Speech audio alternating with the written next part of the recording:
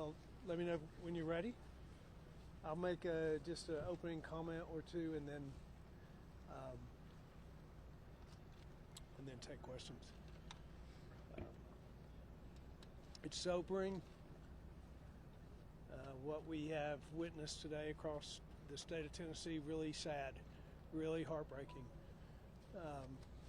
We just finished up after having been to Clarksville and Hendersonville and now into this neighborhood.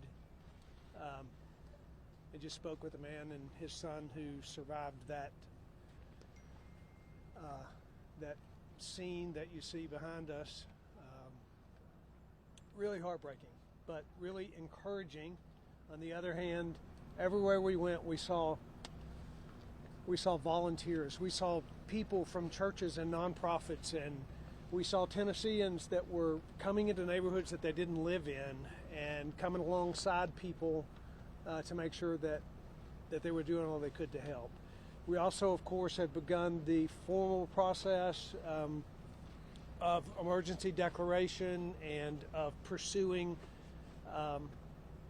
relief through that federal government disaster declaration. So that process has already begun today, and there'll be some time as there are assessments made, but most importantly, we need to remember the victims, and there are a lot of them. People that have lost their lives, people that have lost everything that they own. The victim I just got through talking to lost everything that he has. We need to remember those folks. We need to pray for them. We need to step in and volunteer for them. We do have services on the ground all across the state that are there to help, to provide what's needed, but I encourage Tennesseans to pray for their neighbors tonight. There are a lot of them that are hurting, and while they may get assistance, there's a whole lot more pain associated with what's happened to them than just the financial assistance that will be coming their way. So, happy to take your questions. Any questions? Yeah, Governor Nikki Hasler, News Channel 5. You've toured several of our communities, and just tonight, taking it all in, what would your message be for the people who are hit the hardest, who are at their lowest right now? Yeah.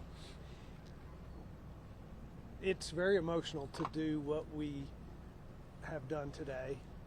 And then to cap it off, talking to someone who's lost everything that they have.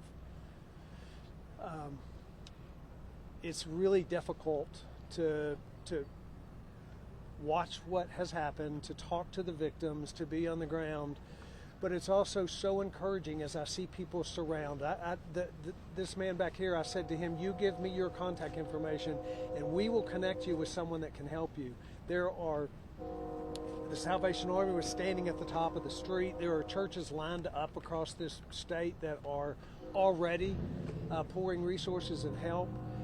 I would say to the victims that there is hope, because the people around you that live in this community, that live in this state, they love you, they care about you. And while we cannot erase the pain and the difficulty and the heartbreak of what's happened to you, we can come alongside you. And that's what we implore Tennesseans to do, and we're watching it happen even today. So for me, there's great hope in that, watching Tennesseans be Tennesseans when some of their neighbors have had the worst days of their life. Governor Kelly with the Tennessean, we've heard reports possibly of the alarm system maybe not working properly in Clarksville. Do we have any updates on that? You know, I don't know anything about that. Are you familiar with that? I'm not tracking that at all. We haven't gotten reports from that, so, or my office hasn't. So I can't add to that. Any other questions? We'll look into it though. Governor, can I ask, how does this compare to the March 2020 tornado? You know, heartbreak is heartbreak, and loss of life. There are victims whose lives are devastated and will never be the same. There are victims who have family members that they'll never see again. We saw that in March. We saw it today. It's really painful to watch, especially at Christmas season. But again, there is there's a great wave of hope when you watch Tennesseans come alongside, and that's what we witnessed today, as well as the pain and struggle and difficulty. Bitter and sweet. Anybody can comment Governor, on what as does far it as say about I'm Tennessee? sorry. What? I was gonna say, difference in damage, or what's your take on the damage? Well, there was more loss of life in 2020, and the damage extended over a longer period of time.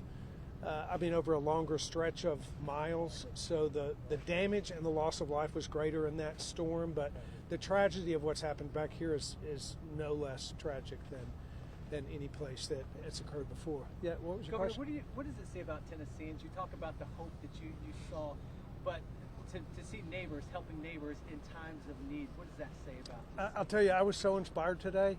I walked into what was a disaster zone up in Clarksville, and there were just, dozens and dozens of people that didn't even live in that community that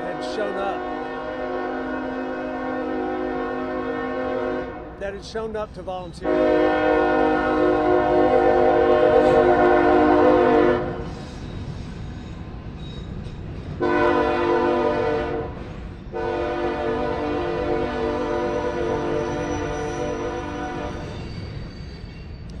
Yep, what I saw with the dozens of volunteers from neighborhoods far away from the one that was affected, you just saw Tennesseans be Tennesseans. You saw the best in people come out in the greatest of struggle. You saw redemption, which happens when neighbors act like neighbors. And it happens in Tennessee more than it seems to happen in other places. I don't know why our people are unusual, but I'm so grateful for what I saw today and the hope that it brings to me for the victims all across the state.